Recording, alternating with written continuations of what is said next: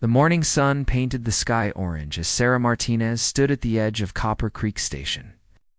Her heart pounded like a hammer against steel. She pulled the worn hat lower over her eyes and checked her reflection in the train window. One more time. The loose work clothes hid her figure well, and the dirt she had rubbed on her face made her look like any other young man seeking work on the railroad. Sarah had practiced walking like a man for weeks in the barn behind her family's small house. She deepened her voice and learned to spit like the railroad workers she had watched from afar.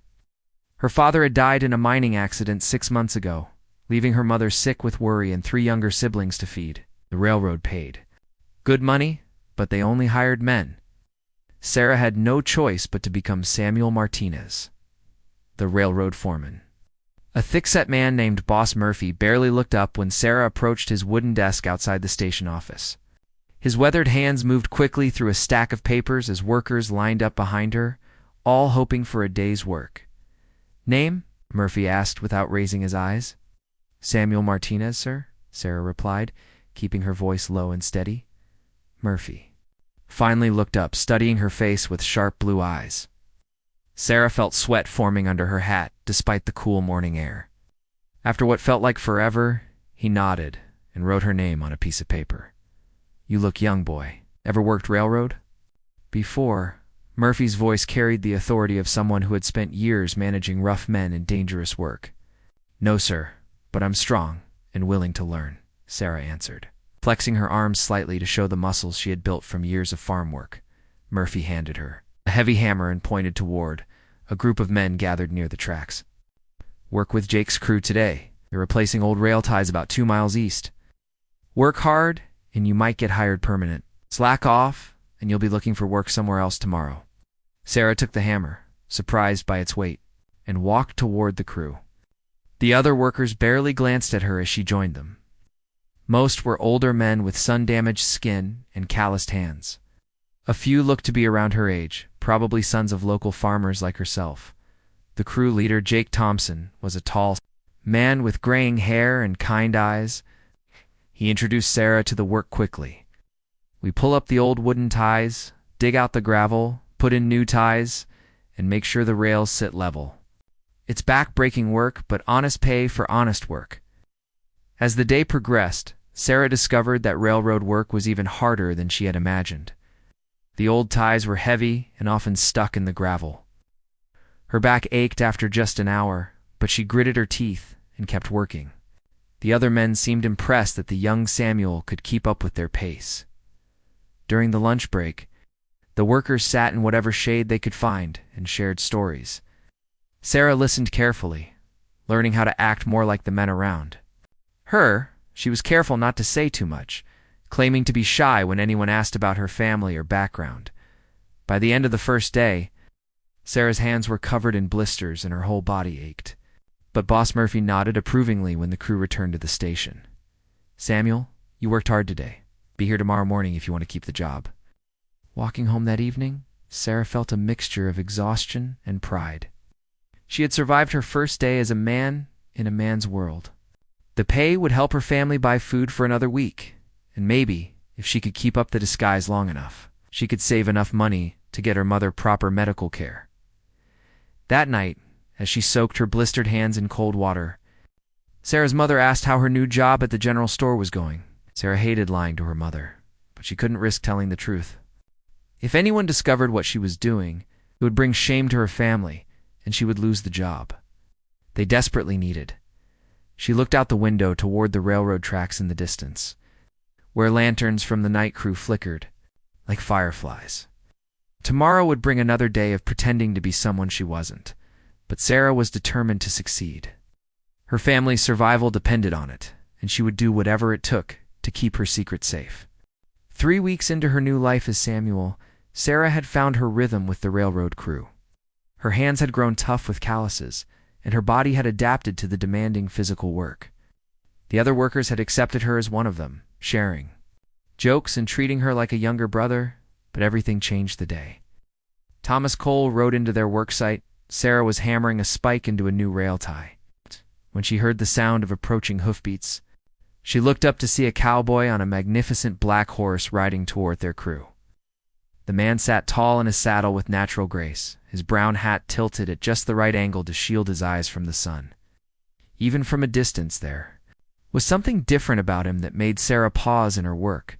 Thomas Cole had been hired by the railroad company to provide security for the work crews. Cattle rustlers and bandits had been causing problems along this section of track, and the company wanted an experienced gunman to protect their investment.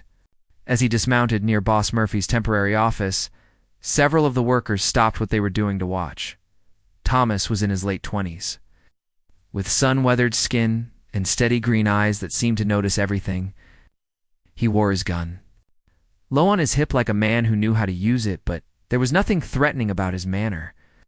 When he spoke to Murphy, his voice carried the quiet confidence of someone comfortable with authority. "Afternoon, boss," Thomas said, tipping his hat.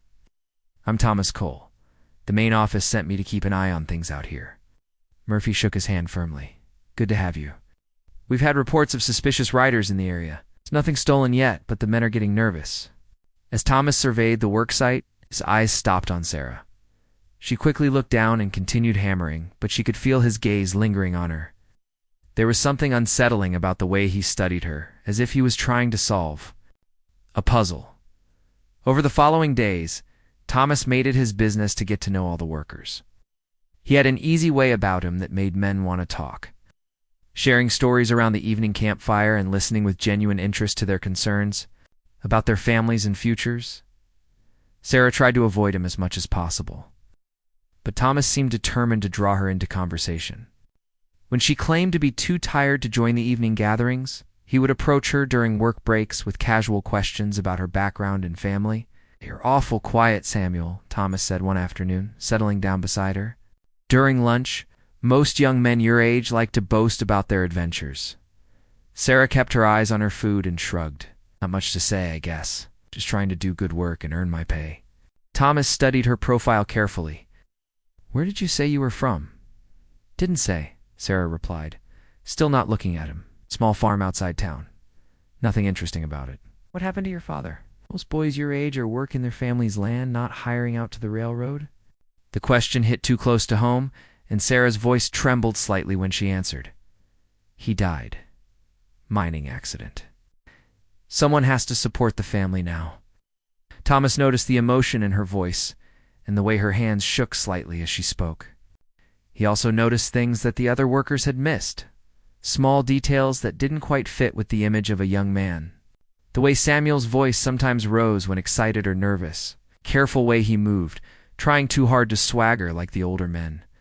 The fact that he never joined them when they went to wash in the creek after work, but it was Samuel's eyes. That gave Thomas the biggest clue. Despite the dirt and the masculine clothes, those eyes held a gentleness and vulnerability that Thomas had rarely seen in young men who had lived hard lives.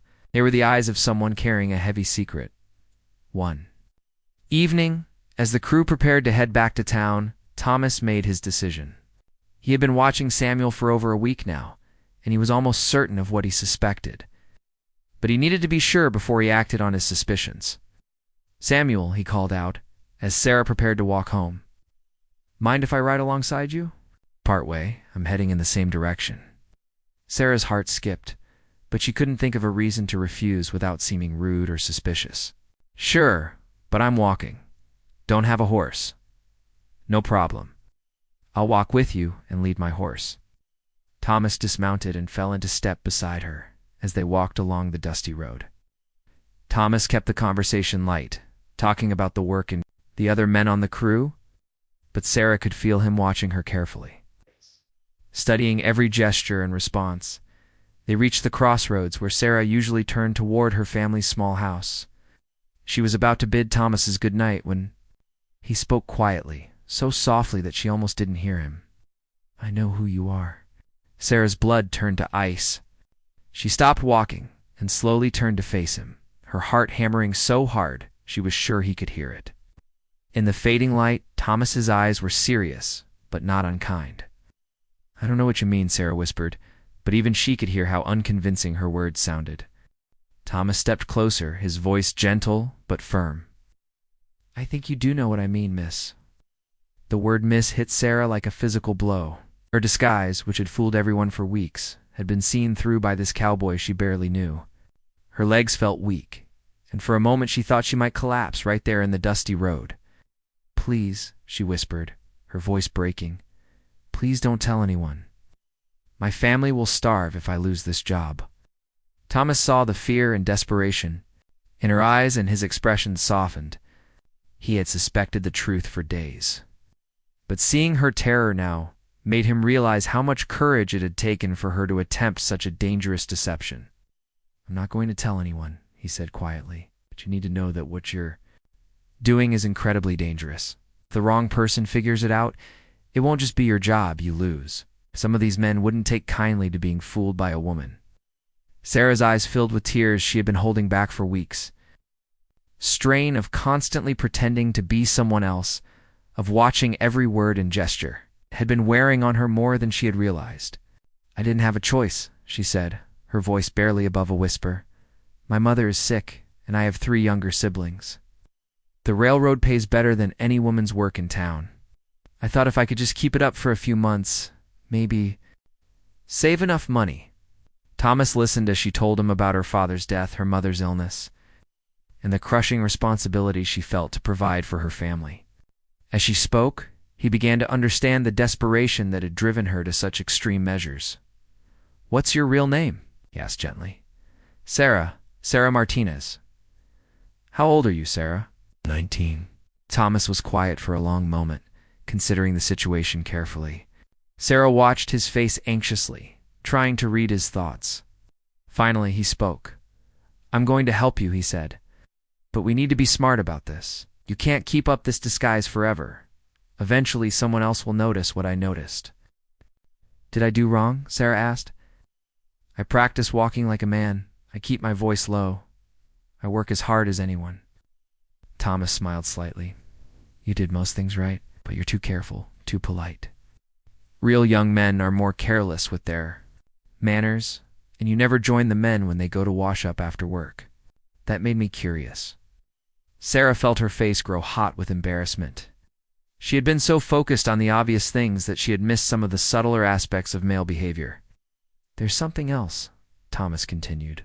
The way you look at things, the way you notice details that the other men ignore. You have a gentleness about you that's hard to hide completely. Over the following days, Thomas began teaching Sarah how to better play her role. He showed her how to stand more casually, how to spit properly, and how to join in the rough humor of the work crew without giving herself away. He also made sure to position himself nearby during work, ready to distract attention if anyone seemed to be paying too much attention to Samuel. Their friendship developed gradually. Thomas would walk partway home with her most evenings, and during these quiet conversations, Sarah began to open up about her fears and dreams. She told him about her childhood on the family farm, about her father's gentle nature and her mother's strength, about her hopes of one day being able to live openly as herself again. Thomas found himself drawn to Sarah's courage and determination. He had known many brave men in his life, but he had never met anyone who showed the kind of quiet strength Sarah displayed every day. She was risking everything to care for her family, facing dangers she couldn't fully understand with a determination that impressed him deeply. Why are you helping me? Sarah asked one evening as they walked along the familiar road. Thomas was quiet for a moment before answering. I grew up with 3 sisters. I know how hard life can be for women, especially women without men to protect them. What you're doing takes more courage than most men I know could manage. As the weeks passed, Sarah began to rely on Thomas's presence more than she cared to admit.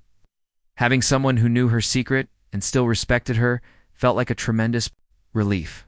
For the first time since her father's death, she didn't feel completely alone with her burdens. But their growing friendship didn't go unnoticed by the other workers. Some of the men began to comment on how much time Thomas spent talking with the quiet young Samuel. A few made jokes about the cowboy taking the boy under his wing. One evening, as Sarah prepared to leave work, she overheard 2 of the older workers talking near the tool shed. That cowboy sure has taken a shine to young Samuel, one of them said with a chuckle. Maybe he sees something in the boy that reminds him of himself, the other replied. Or maybe there's something else going on, the first man said, his tone becoming more suspicious. Have you noticed how private that Samuel is? Never joins us for washing up, never talks about girls like the other young men. ... Sarah's blood ran cold. She grabbed her things quickly and hurried away, but the conversation stayed with her all night. If the men were beginning to talk about her unusual behavior, it was only a matter of time before someone else began to put the pieces together. The trouble Sarah had been dreading finally came on a sweltering Thursday morning in late summer. The crew was working on a particularly difficult section of track where heavy rains had washed out the roadbed. Everyone was hot, tired, and irritable. From the extra labor required, Red Morrison, one of the rougher workers who had always made Sarah uncomfortable, was in an especially foul mood that day. He had been drinking the night before and was nursing a terrible headache. When his hammer slipped and he nearly smashed his thumb, he exploded in anger and began looking for someone to blame. "That new rail tie ain't seated right," he shouted, pointing at the section where Sarah had been working. "Who was supposed to level that section?" Sarah's heart sank as all eyes turned to her. She had been extra careful with her work, but Red was looking for a fight and had chosen her as his target. "I checked it twice," Sarah said quietly, keeping her voice low. "It's level." Red stormed over and kicked at the rail tie with his heavy boot. "Don't look level to me, boy. Maybe you ain't strong enough for this kind of work." Jake Thompson, the crew leader, came over to examine Sarah's work. He ran his level across the tie and nodded. "It's fine, Red. Samuel did good work here." Red wasn't satisfied. He stepped closer to Sarah, his eyes narrowed and his breath reeking of whiskey. "Something ain't right about this one, Jake. He's too pretty for railroad work, don't you think?" Thomas, who had been checking on another crew nearby, noticed the commotion and began walking quickly toward them. He could see the dangerous situation developing and knew he needed to intervene before things went too far. "Too pretty," Red continued, his voice getting louder. "He never joins us men for our evening activities. Won't even wash up with the rest of us after work. Makes a man wonder what he's hiding." Several other workers had stopped their labor to watch the confrontation. Sarah could feel panic rising in her chest. She wanted to run, but that would only make things worse. "Leave the boy alone, Red," Jake said firmly. "He does his work and doesn't cause trouble. That's all that matters." But Red had worked himself into a rage and wasn't backing down. "I think there's something this pretty boy ain't telling us. Maybe it's time we found out what it is." Before anyone could stop him, Red grabbed Sarah's hat and yanked it off her head. Her long hair, which she had kept carefully pinned up and hidden, tumbled down over her shoulders. The silence that followed seemed to last forever. Every man in the crew stared at Sarah in shock as the truth became undeniable. Her secret, which she had guarded so carefully for months, was now exposed for everyone to see. "Well, I'll be damned," one of the workers whispered. "Samuel's a woman." Red's face twisted with anger and something uglier. "A woman's been working alongside us all this time, pretending to be a man, taking work away from men who need it to feed their families." The mood of the crowd began to turn dangerous. Some of the men looked angry at being deceived, while others seemed more curious than hostile. But Sarah could see the potential for violence in several faces, especially Red's. "Now hold on," Jake said, trying to maintain order. "Let's not do anything hasty here." "Hasty," Red shouted. "This woman's been lying to us for months, making fools of us all. It's only one way to deal with liars and cheats." Thomas finally reached the group, his hand resting casually on his gun. His presence immediately changed the dynamic of the situation. The men knew he was fast and accurate with his weapon, and his calm demeanor was somehow more intimidating than Red's bluster. "That's enough," Thomas said quietly, but his voice carried complete authority. "Everyone back to work." Red turned his fury on Thomas. "You knew about this, didn't you, Cowboy? You've been protecting this lying woman. Maybe you too have been having more than just friendly conversations?" The accusation hung in the air like a thunderclap. Sarah felt her face burn with shame, not for herself, but for the implication about Thomas, who had only tried to help her. Thomas stepped forward until he was standing directly in front of Red, close enough that the shorter man had to crane his neck to look up at him. When Thomas spoke, his voice was deadly quiet. "You're going to apologize to the lady right now," he said. "And then you're going to pack your things and leave this work site. You're done here. You can't fire me." Fred protested. "You ain't the boss." "No," came a voice from behind the crowd. "But I am." Boss Murphy had arrived during the commotion and had heard enough to understand the situation. His weathered face was grim as he surveyed the scene. "Red Morrison, you're fired," Murphy said bluntly. "Get your gear and get off my work site. If I hear you've been spreading tales about this crew, you'll answer to me personally. Da-da-da." Red looked around desperately for support, but the other workers avoided his eyes. He was outnumbered and outgunned, and he knew it. With a string of curses, he gathered his tools and stalked away toward town. Murphy turned to Sarah, who stood trembling in the center of the circle of men. Her hair hung loose around her shoulders, and tears she couldn't control streamed down her face. "I'm sorry," she whispered. "I never meant to cause trouble. I just needed the work." The boss studied her for a long moment, then looked around at the crew. "Any of you men have a problem working alongside Miss Martinez?" One by one, the workers shook their heads. They had seen Sarah work as hard as any of them, never complaining or asking for special treatment. If she could do the job, most of them figured her gender didn't matter much. "And I guess we better figure out how to make this work," Murphy said. The days following Sarah's exposure were unlike anything she had expected. Instead of being fired immediately, Boss Murphy had surprised everyone by calling a meeting with the railroad executives. He argued that Sarah had proven herself capable of doing the work and that losing good workers over their gender was bad business. The executives were initially shocked by the situation, but Murphy's practical arguments eventually won them over. Sarah would be allowed to keep her job, but there would be conditions. She would need to work different hours to maintain some separation from the male workers, and she would need to find her own accommodation rather than using the company's. Only boarding house. Thomas had offered to help her find a place to stay, and after some searching, they located a small room above the general store in town. The elderly store owner, Mrs. Chen, was happy to have a responsible tenant and didn't seem bothered by Sarah's unusual work situation.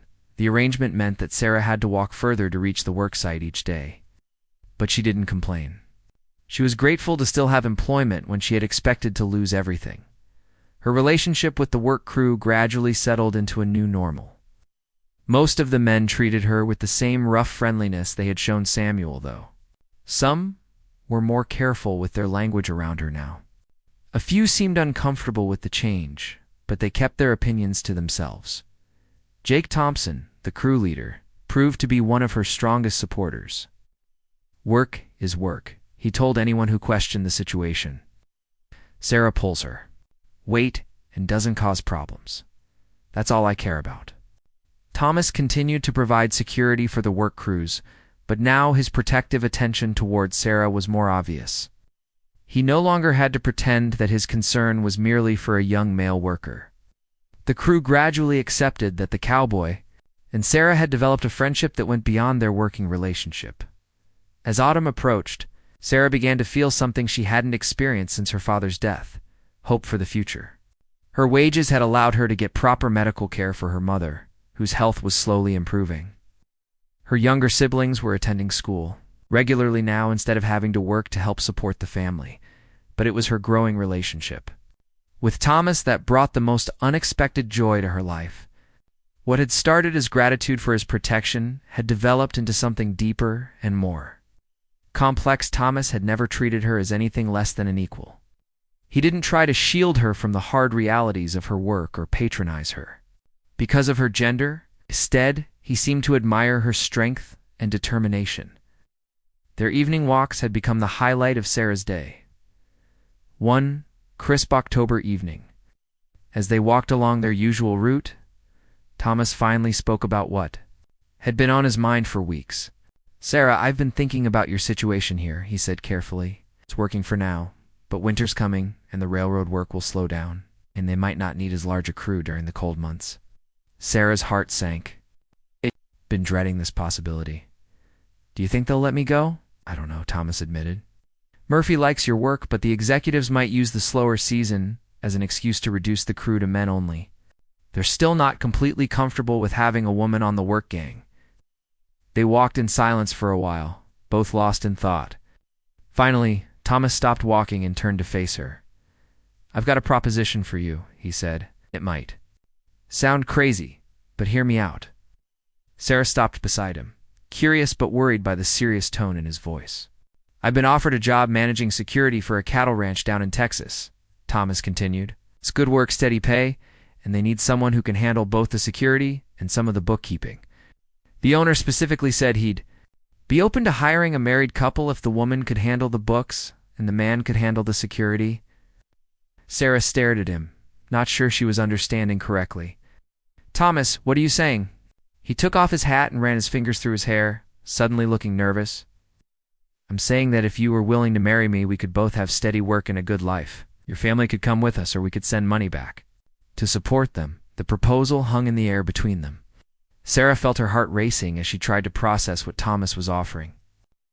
Marriage to a man she had grown to care about deeply, steady work, security for her family, and a chance to stop pretending to be someone she wasn't. "But Thomas," she said softly, "we haven't. I mean, we're friends, but ... "I know," he said. Quickly, "I know we haven't talked about romance or love, but Sarah, I care about you more than I've cared about anyone. I respect you, I admire your courage, and I think we could build a good life together. Love can grow from friendship and mutual respect." Sarah looked into his sincere green eyes and saw nothing but honesty there. Thomas wasn't offering her a fairy tale romance, but he was offering her something perhaps more valuable: partnership, respect, and genuine affection. "I need time to think," she said finally. Thomas nodded. "Of course. Take all the time you need. The job offer is good for another month." As they resumed walking, Sarah's mind raced with possibilities. For the first time in her life, she was being offered a chance to have both meaningful work and a partnership with a man who saw her as an equal. It wasn't the life she had dreamed of as a young girl, but it was something she had never dared to hope for, a future where she could be herself without having to hide or pretend. Sarah spent the next 2 weeks thinking about Thomas's proposal while continuing her work on the railroad. The physical labor that had once exhausted her now provided a welcome distraction as she wrestled with one of the biggest decisions of her life. She talked to her mother one evening, carefully explaining the situation without revealing all the details of her deception. Her mother, who had grown stronger with proper medical care, listened with the wisdom that came from her own difficult choices. "Mia," her mother said gently, "love comes in many forms. The man who respects you and wants to build a life with, you may be offering you something more valuable than passion that burns out quickly. But only you can decide if this is the path your heart wants to follow." Sarah also found herself watching Thomas more carefully during their daily interactions. She noticed how he treated everyone around him with fairness and dignity. She saw how the other workers respected him not because they feared him, but because he earned their trust through consistent actions. She observed how he never tried to make her feel weak or dependent, but instead seemed to draw strength from her own courage. The decision became clearer one cold November morning when Boss Murphy called Sarah into his temporary office. His expression was grim as he gestured for her to sit down. "Sarah, I'm not going to lie to you," Murphy said. "The railroad executives are under pressure to reduce costs for the winter months. They're looking at cutting the crew in half, and some of them think this would be a good time to turn to traditional hiring practices." Sarah felt her stomach drop. "They want to let me go. They want to let a lot of people go," Murphy corrected. "But yes, your situation makes you an easy target for the first cuts.